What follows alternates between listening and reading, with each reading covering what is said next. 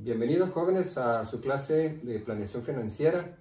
Estamos en el tema de costo de capital, que es calcular el costo de financiamiento de las diferentes fuentes a las que puede tener acceso una empresa.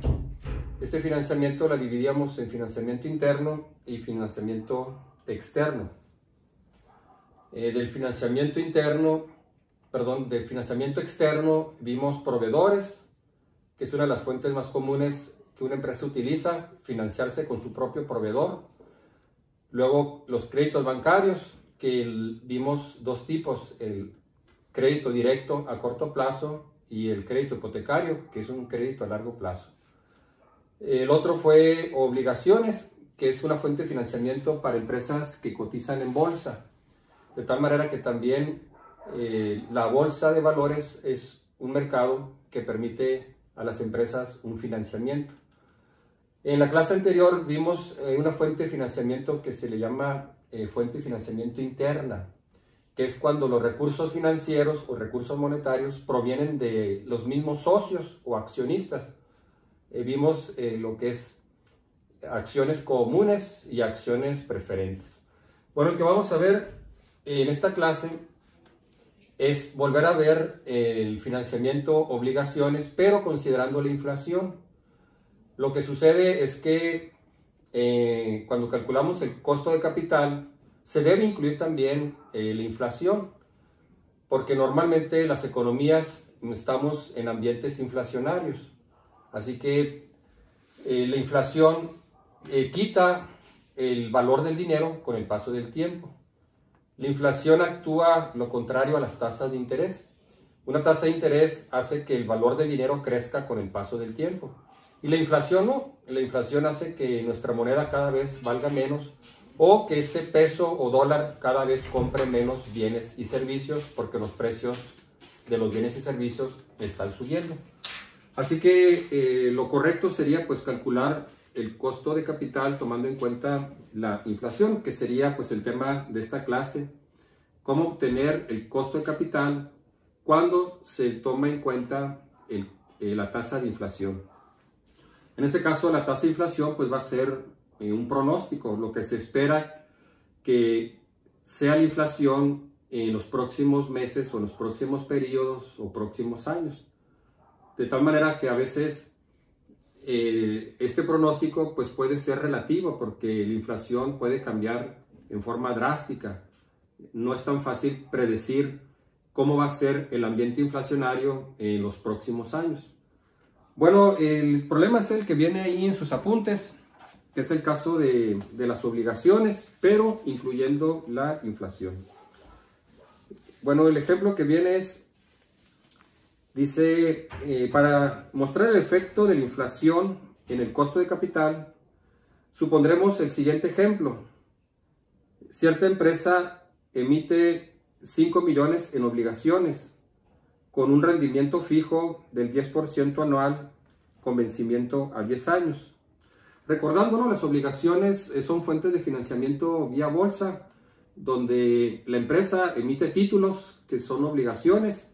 Se llaman obligaciones porque la empresa que emite los títulos se obliga a dar un rendimiento garantizado a sus inversionistas.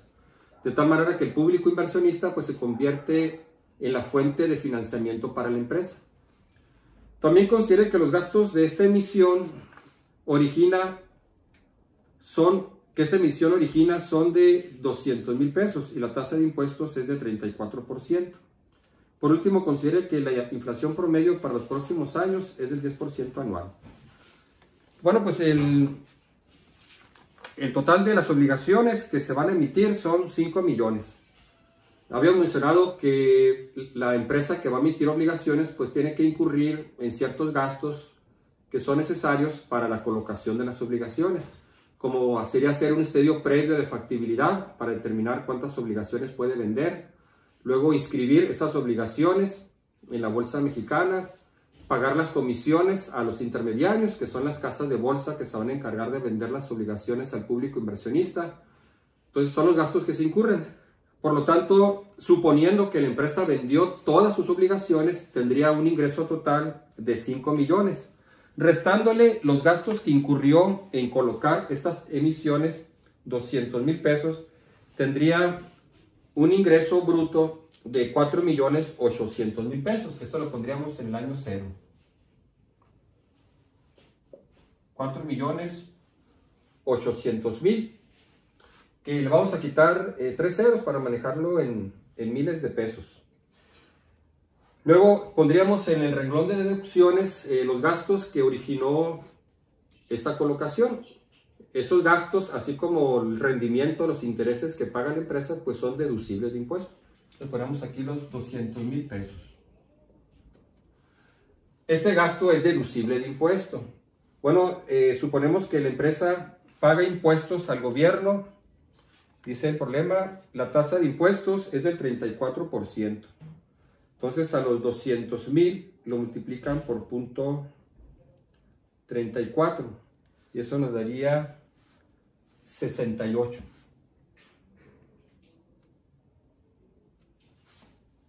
Bueno, aquí falta ponerle signo negativo, menos 200 porque es un gasto.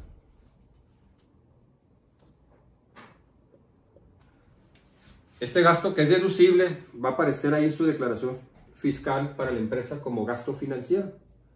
Así que al momento de pagar impuestos, la empresa se va a ahorrar ese 34%. De tal manera que se va a ahorrar 68,000 pesos en pago de impuestos al gobierno. El FEDI, pues ya sabemos cómo se calcula, ¿no? Es el flujo de efectivo antes de impuestos más el ahorro en pago de impuestos. Y este nos da el flujo de efectivo después de impuestos. Entonces sería los 68 más los 4,800. 4,868. 868. Se le llama pesos corrientes porque son los pesos que no incluyen la inflación. En la economía, los pesos que están ocurriendo en forma normal debido a la inflación, pues los economistas le llaman pesos corrientes. A aquellos pesos que nosotros le quitamos la inflación, le llaman pesos constantes, que es lo que vamos a calcular en esta última columna. Así los pesos corrientes, pues son los pesos o son los precios que nosotros vemos de las mercancías. Que la gasolina ahora cuesta 18 pesos y luego el otro mes cuesta 19 pesos, el otro año a lo mejor sube a 20 pesos. Esos son los pesos corrientes. Los pesos constantes sería desinflar. Esos precios de ese bien se están inflando debido a la inflación. Es el mismo bien, pero cada vez cuesta más. Entonces se dice que se está inflando, es una inflación. Deflactar, los economistas le llaman a desinflar. O sea, quitarle la inflación para manejar el precio a un precio constante. Y le llaman pesos constantes. Bueno, continuando con el problema, según el ejemplo, la empresa va a pagar a sus inversionistas, quienes compraron las obligaciones, un rendimiento fijo del 10% anual. Entonces sería el 10% del total de las obligaciones, de los 5 millones. Entonces sería el 10% de 5,500,000. El problema menciona que este va a ser constante, va a ser fijo. 500,000 pesos cada año.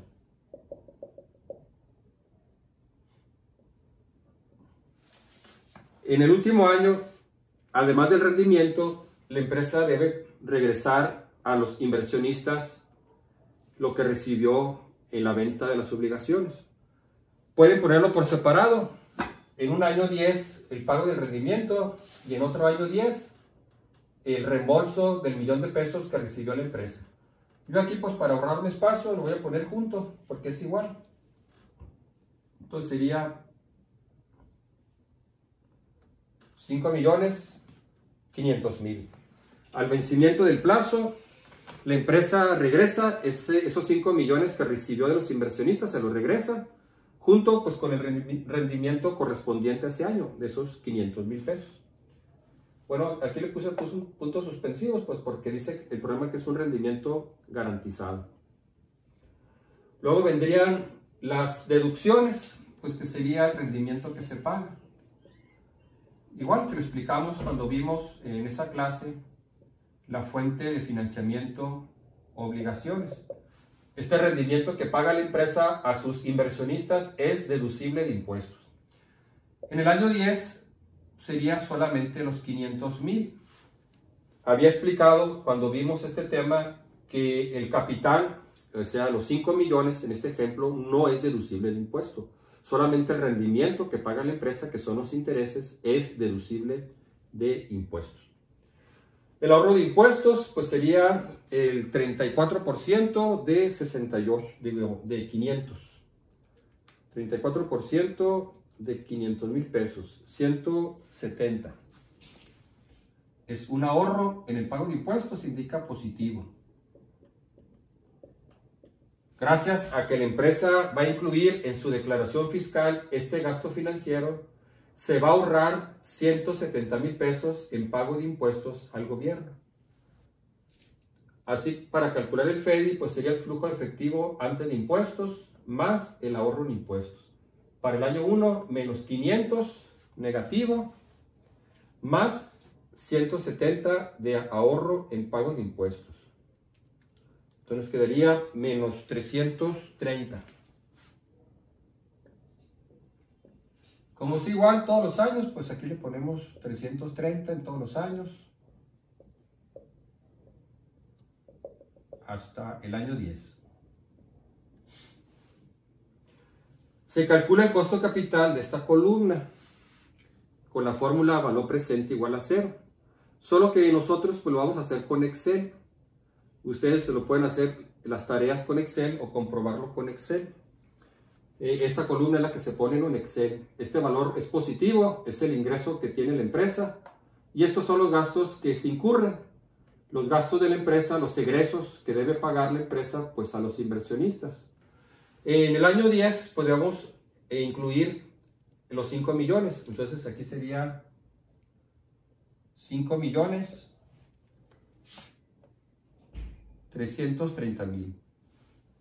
5 millones 330,000. Entonces se calcula valor presente neto igual a 0. La tasa de interés que cumple esta condición, pues se le llama costo de capital, ¿no? Sería el costo capital de las obligaciones. En Excel pues es mucho más fácil. Colocan estos valores así en la columna o renglón y aquí al final ponen calcular la TIR. Mencionaba en la clase anterior que la TIR es la tasa de interna de rendimiento para proyectos de inversión. Pero para calcular la TIR se calcula con valor presente neto igual a 0. Por lo tanto, utilizamos la TIR para calcular el costo capital. Lo que estamos calculando no es la TIR, estamos calculando el costo de capital. Solo que el costo capital se calcula igual como se calcula la TIR. Entonces ponen igual TIR y seleccionan pues estas 11 celdas. El Excel toma la primera celda como año 0, que es cuando la empresa recibe los ingresos por la venta de sus obligaciones, más el ahorro que obtuvo en pago de impuestos al declarar los gastos de emisión como un gasto deducible. Bueno, según yo, en Excel este valor les debe dar el costo de capital 6.98%. No tuve chance ahorita de volver a verificar si no había cometido un error, pero si acaso pues ustedes lo corrigen, ¿no? Espero que no, pero repito, ya no tuve chance de volver a cerciorarme de que estaba bien, ¿no? Este sería el costo de capital anual sin inflación, o sea, a pesos corrientes. La inflación pues va a hacer que los precios estén subiendo, de tal manera que los inversionistas pues están recibiendo 500,000 pesos cada año. Pero obviamente en un ambiente inflacionario, 500,000 pesos hoy no va a valer lo mismo que 500,000 pesos dentro de 5, 6 u 8 años. Ese dinero se va depreciando, nuestro dinero cada vez vale menos, ese dinero cada vez compra menos bienes y servicios porque los precios están subiendo. Así que pues tendríamos que calcular los pesos constantes. Bueno, ahí lo tienen en sus apuntes. Ese sería el costo capital sin tomar en cuenta la inflación. 6.98%. Vamos a calcular el costo capital a pesos constantes, es decir, vamos a quitarle la inflación. Suponiendo que la inflación pues es del 10% anual. Dice, considere que la inflación promedio para los próximos años es de 10% anual. Para calcular la inflación, pues sería a partir del año 1. En el año 0, pues no hay inflación. Aquí pondríamos los 4.868.000. Entonces, la inflación del primer año se supone que va a ser el 10%. Entonces, sería el egreso del primer año, que es el flujo de efectivo, el FEDI del primer año. Estos 330.000. Entre 1 más la tasa de inflación. La mayoría de la literatura de finanzas o ingeniería económica, para indicar la inflación, la ponen como I subíndice I. I minúsculas las dos, ¿no? Entonces sería así. Esta sería la inflación del año 1. Para calcular la inflación, para calcular el FEDI, flujo de efectivo después de impuestos del año 2, que sería el egreso del año 2, estos 330.000, sería 1 más la inflación del año 1 por 1 más la inflación del año 2. De esta manera. Para el año 3, de manera similar, el flujo de efectivo de ese año 3, entre 1 más la inflación del año 1 por 1 más la inflación del año 2 por 1 más la inflación del año 3. Y así se va calculando.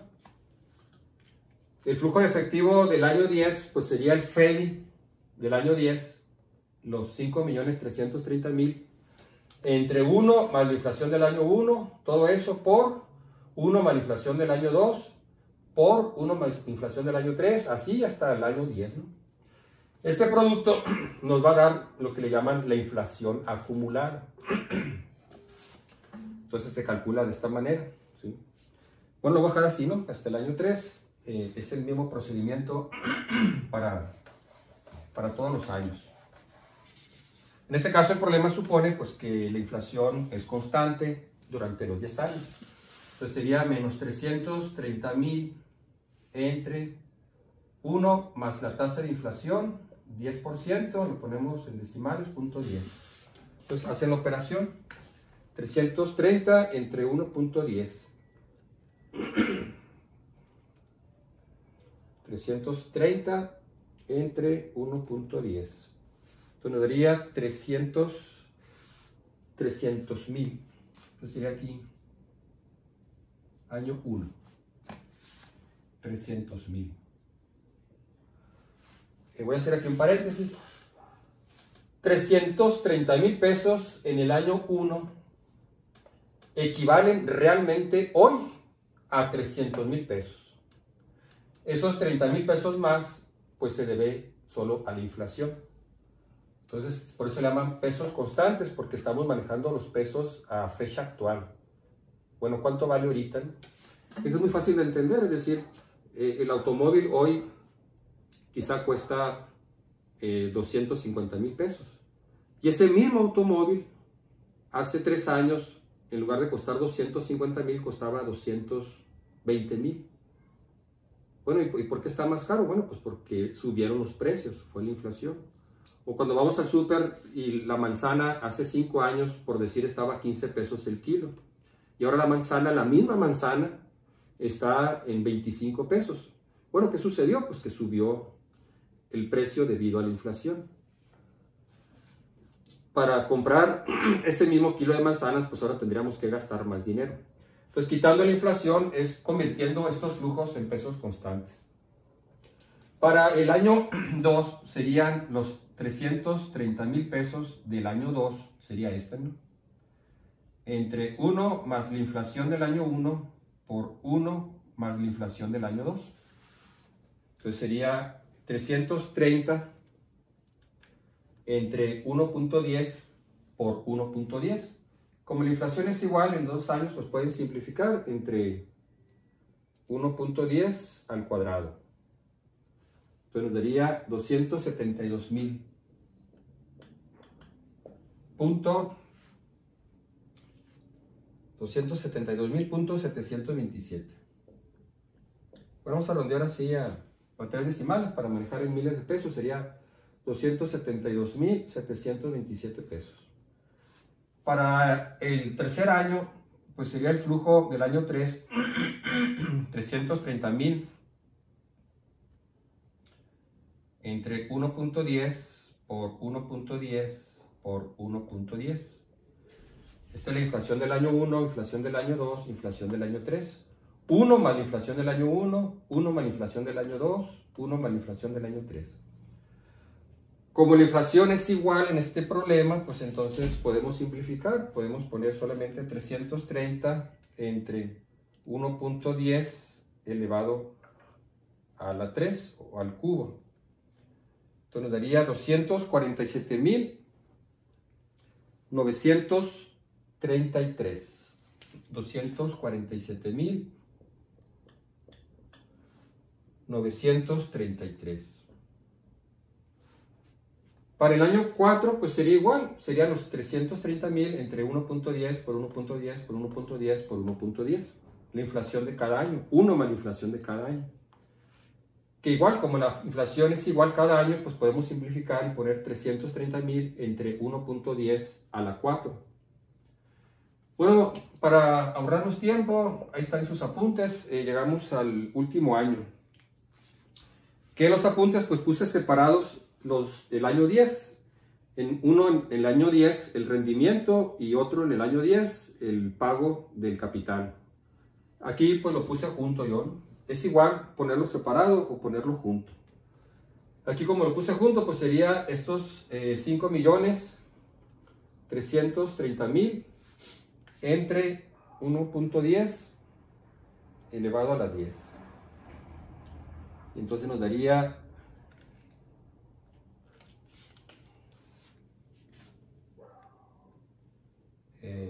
a ver, 5.330 entre 1.10 elevado a la 10. 2054.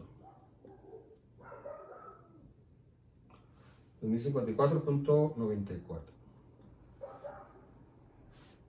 Bueno, sí está bien.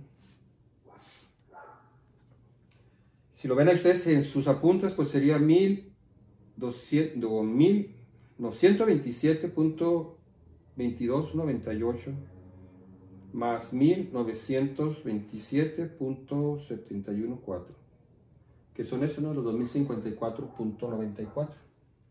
Aquí está junto, ¿no? En los apuntes los puse pues separado. El año 10, uno el rendimiento y el otro el pago del capital. Bueno, calcularíamos el costo capital de esa columna, el FEDI a pesos constantes, con la fórmula valor presente igual a 0. Para hacerlo más sencillo, pues lo van a hacer con Excel. Van a colocar estos valores, el primero positivo, que es el ingreso que obtiene la empresa por la venta de las obligaciones, es el financiamiento que obtuvo de los inversionistas, y los pagos que tiene que hacer la empresa a sus inversionistas, pero ahora a pesos constantes. Bueno, haciéndolo en Excel, calculándolo con la TIR, que serían estas 11 columnas, el costo de capital, según yo, da menos 2.7%. También no tuve chance de corroborarlo. Si acaso hay un error, pues usted sí lo corrige. Pero me da menos 2.7% el costo capital de esta fuente. A pesos constantes de los FEDIs. Este sería sin inflación. Bueno, este se le llama el costo real del financiamiento. Menos 2.7%. El otro sin inflación nos dio 6.98% positivo. El costo de capital con inflación pues normalmente va a ser menor, porque estamos incluyendo estamos quitándole la inflación, eso que hace que suban los precios, ¿sí? En este caso, en este ejemplo en particular, dio negativo. Eso significaría que en lugar de ser un costo para la empresa, este financiamiento representó un ahorro para la empresa. O en otras palabras, que la empresa le terminó pagando a sus inversionistas menos de lo que recibió. Eso sería ideal. O sea, me prestaste 1,000,000 y yo te regresé solamente 900,000 pesos. Entonces, pues sería una inversión para la empresa, no un financiamiento. Esto implicaría que la empresa, en lugar de tener un costo, tuvo un ahorro. O como lo mencioné ahorita, en otras palabras, que la empresa terminó pagándole menos a sus inversionistas que lo que realmente recibió. Esto no ocurre en la práctica. Aquí nomás lo puse en el ejemplo pues para explicar qué significaría un costo capital negativo. Si da negativo, el costo capital deja de ser costo y se convierte en una inversión o en un ahorro. Para que no ocurra esto, las empresas pues tienen que ofrecer un rendimiento que sea mayor que la inflación, porque entonces el inversionista pues no quisiera invertir su dinero en una cuenta, en compra de obligaciones o cualquier inversión que le va a dar menos de lo que él invirtió. Entonces, una es pues que la tasa de rendimiento también fluctúe, de tal manera que esa tasa de rendimiento sea mucho más arriba o mucho más superior que la tasa de inflación, de tal manera que hay una brecha suficiente entre la tasa de rendimiento y la tasa de inflación. Si no, entonces la inflación pues se va a comer esos rendimientos y los inversionistas pues van a perder dinero. En lugar de recibir más dinero de lo que invirtieron, pues van a recibir menos, ¿no? Bueno, muy bien, ese sería el significado de la inflación y el costo de financiamiento tomando en cuenta la inflación. Así se calculan los FEDIs constantes. Les puse problemas para que ustedes lo calculen con los datos y así se va a resolver, ¿no? De la misma forma. Bueno, voy a hacer aquí también una aclaración. Aquí el problema supuso que la inflación es constante, cosa que no ocurre normalmente en la práctica. La inflación puede estar variando. Algunos años es más alta, otros años es más baja. Pero la fórmula que le mencioné es así como se calcula. Así como lo puse ahorita, ¿no? El egreso del año 1, en este caso el FEDI del año 1, menos 330,000, entre 1 más la inflación del año 1. Para el egreso del año 2, o sea, el FEDI del año 2, en el ejemplo, estos 330,000, 1 más la inflación del año 1 por 1 más la inflación del año 2. Así sería. Este producto nos va a estar dando la inflación acumulada. Para el año 3, pues igual como lo mencionábamos ahorita, ¿no? Pues sería el egreso o el pago del rendimiento, el FEDI del año 3, entre 1 más la inflación del año 1 por 1 más la inflación del año 2 más 1 por la inflación del año 3. En el ejemplo, como la inflación es constante, pues se puede simplificar y podemos poner aquí 1 más la inflación elevado al cuadrado. Pero si la inflación cambia, pues tienen que hacer esto, ¿sí? Entonces, hago esta aclaración porque en un problema les puse yo ejemplos donde la inflación puede cambiar de un año a otro. Vamos a suponer que la inflación del año 1 fue 10%. La inflación del año 2 fue 12%. La inflación del año 3 fue 15%. La inflación del año 4 fue 8%. Por poner cantidades nomás, o sea, una inflación diferente en cada año, ¿no? Entonces, si yo calculara, bueno, el FEDI de pesos corrientes del año 4, pues tengo que poner 1 por 1. Entonces sería 1 más la inflación del año 1,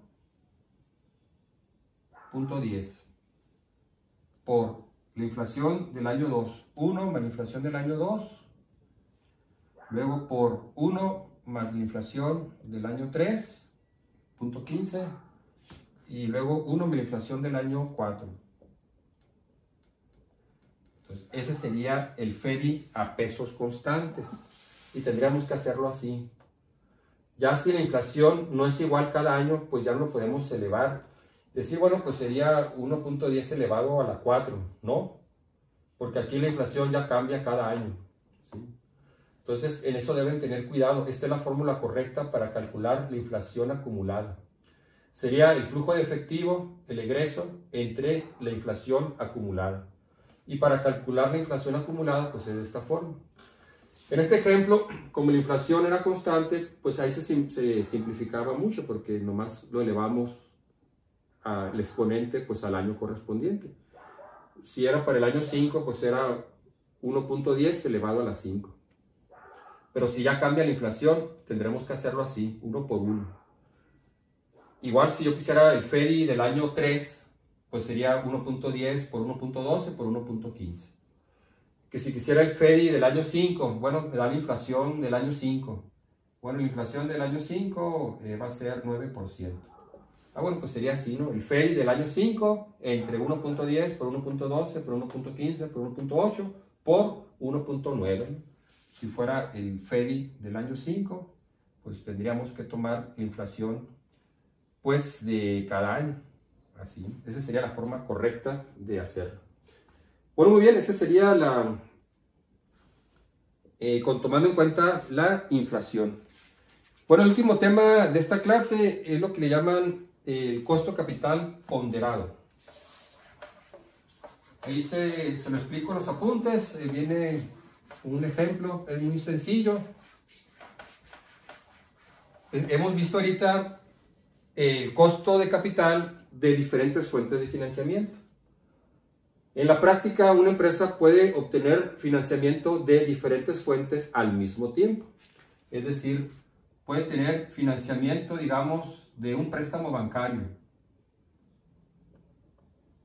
Obtuvo un préstamo hipotecario industrial, préstamo a largo plazo. También tuvo un financiamiento vía obligaciones. También tuvo financiamiento vía acciones. Venta de acciones para los inversionistas, quienes quieren ser parte de la propiedad de la empresa. Entonces, esto es normal. O sea, una empresa puede tener financiamiento de diferentes fuentes. Cada fuente puede tener diferente costo de capital. Entonces, tenemos que calcular lo que le llaman el costo promedio ponderado del capital, que sería la K con barra, que sería el costo promedio de las diferentes fuentes de financiamiento. Eso es todo, ¿no? Ahora, cada financiamiento pues va a tener un costo de capital diferente. También el monto de financiamiento pues va a ser diferente. A lo mejor la empresa pidió un préstamo por 5 millones de pesos. Emitió obligaciones por un monto de 10 millones de pesos. Emitió acciones en el mercado, en la bolsa, por un monto de 20 millones de pesos. Entonces varía también la cuantía del financiamiento. Por lo tanto, para calcular el costo promedio ponderado, pues es con la fórmula que les puse ahí en sus apuntes, que sería igual a la sumatoria del producto del costo capital de cada fuente por el porcentaje que representa cada fuente de financiamiento. Aquí pues estaría todas las fuentes de financiamiento, ¿no? Desde I igual a 1 hasta N. N pues sería el número de fuentes diferentes de financiamiento que obtuvo la empresa. Entonces ahí les puse, ¿no? La K con barra es el costo promedio ponderado del capital. La KI es el costo después de impuestos de la fuente I. La XI viene a ser el porcentaje que esa fuente representa del total de fondos a recabar. N pues sería el número de alternativas de financiamiento próximos a obtener. Bueno, viene un ejemplo. La empresa ULE Zapopan SADCB tiene los siguientes costos de diversos tipos de capital. Pasivos a largo plazo, 5.6. Acciones preferentes, 10.56. Acciones ordinarias, 14. 14.0%.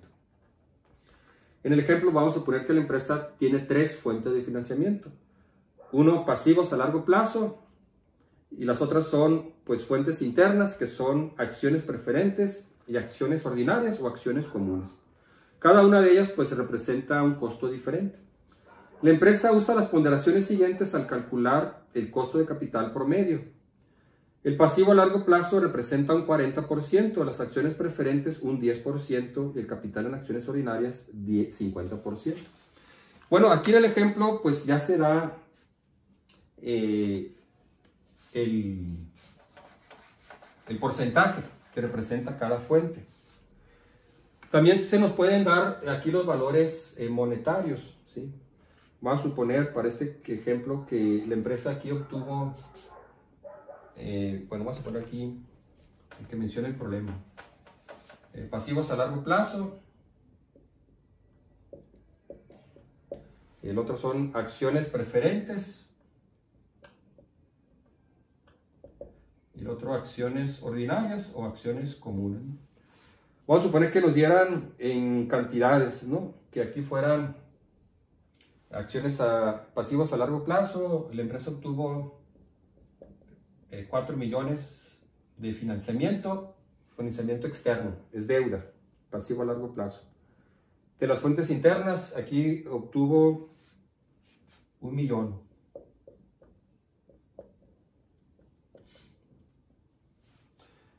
Y de acciones ordinarias obtuvo 5 millones. En total, la empresa obtuvo un financiamiento por 10 millones de pesos. Entonces, para calcular el porcentaje, pues sería con respecto al total. Este total representaría el 100%. Entonces dividimos, 4 millones entre 10. Bueno, pues va a representar el 40%. La siguiente fuente, 1 millón entre 10, bueno, representa el 10%. La siguiente fuente, 5 millones entre 10, pues representa el 50%. Aquí en el ejemplo, pues ya nos dieron estos porcentajes. Si en algún problema de la tarea vienen cantidades monetarias, bueno, pues hacen esto. Dividen las cantidades de cada fuente de financiamiento entre el total recabado. ¿Sí? Así como en este ejemplo, bueno, 4 entre 10, 5 entre 10, 5 entre 10, para conocer los porcentajes. Y ya con eso, pues, se sustituye en la fórmula, que sería, pues, el costo de capital promedio ponderado. Entonces, sería la sumatoria de los productos del costo de capital de las acciones de pasivo a largo plazo, 5.6%. Ya está considerándose los impuestos y la inflación. Por el porcentaje que representa esta fuente, 40%. Punto 40. Más la siguiente fuente, acciones preferentes, su costo de capital es 10.56% después de impuestos y considerando la inflación. Esta fuente representa el 10%. Y la última fuente tiene un costo del 14% por el porcentaje que representa 50%, punto 50.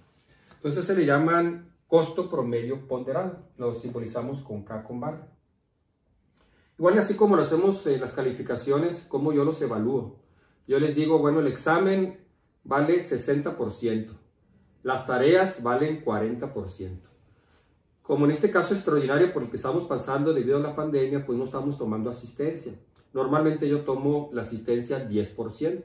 O sea, examen 60%, tareas 30% y asistencia 10%. Ese es el criterio que uno asigna. Así para mí lo más importante es el examen. A ese le doy un mayor peso. De tal manera que la calificación pues se tiene que poner así, ¿no? Bueno, me saqué 100 en el examen. Bueno, ese 100 equivale realmente a 60. Que las 4 tareas entregaste 3 nomás. Bueno, pues multiplicamos eso por el porcentaje del 30% o 40%. De tal manera que la calificación de cada parcial es una calificación ponderada. Bueno, pues igual aquí, ¿no? Multiplicamos el costo de capital por la ponderación que representa cada fuente de financiamiento. Entonces sería 5.6 por 0.4 más 10.56 por 0.10 más 14 por 0.5. Y esto, a ver,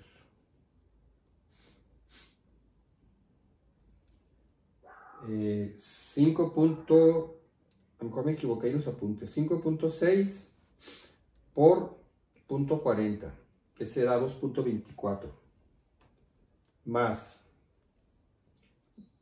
10.56 por 0.10, que será 1.056, más 14% por 0.5, que será 7. En total, 10 es el valor correcto, ¿no? Yo creo que me equivoqué en los apuntes. 10.29%. Bueno, lo checan. A ver si estoy bien, si es que no me equivoqué ahí en un valor, ¿no? Este sería el costo promedio ponderado, que tome en cuenta el costo capital de diferentes fuentes de financiamiento.